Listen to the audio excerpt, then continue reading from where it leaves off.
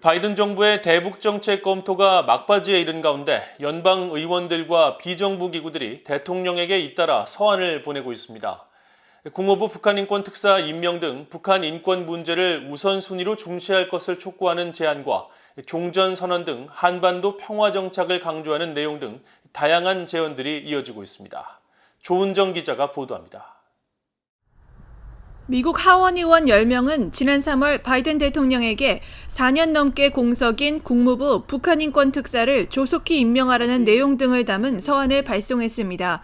공화당 소속 영김 의원이 주도해 초당적으로 작성한 이 서한은 바이든 정부가 북한 인권 증진을 인도태평양 전략의 중요한 요소로 삼고 북한인권특사를 즉각 임명할 것을 촉구했습니다.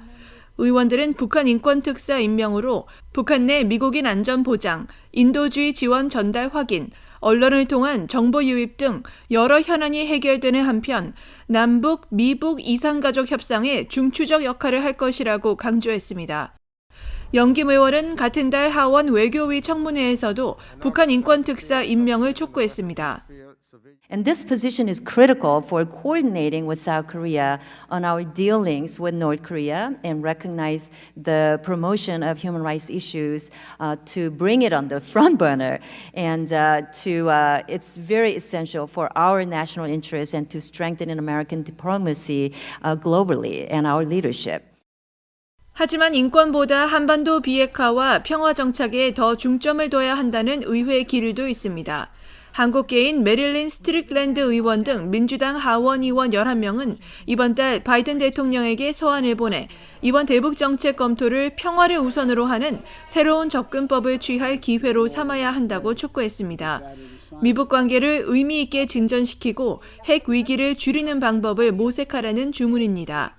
특히 종전선언이 비핵화 목표에 중요한 역할을 한다고 밝히면서 비핵화는 점진적이고 상호적이며 검증 가능한 과정으로 이루어져야 한다고 밝혔습니다. 하지만 지난 116대 의회에서 발의됐던 한국전쟁 종전선언 결의안이 연방 하원 의원 435명 중 51명만의 지지를 받은 채 하원 외교위에 상정조차 되지 못하고 폐기된 전례를 볼 때 바이든 행정부가 이를 긍정적으로 검토할지는 불확실합니다. 한편 민간단체들도 바이든 대통령에게 서한을 보내 인권과 종전선언 등 여러 사안에 대해 제언하고 있습니다.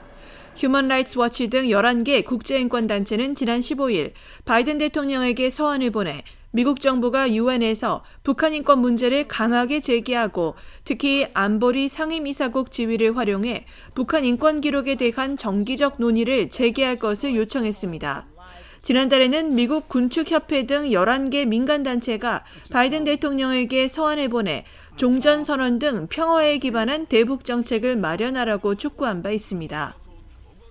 대북 정책 검토 작업을 마무리 중인 바이든 행정부가 이런 다양한 제언을 얼마나 정책에 반영할지 주목됩니다. VOA 뉴스 조은정입니다.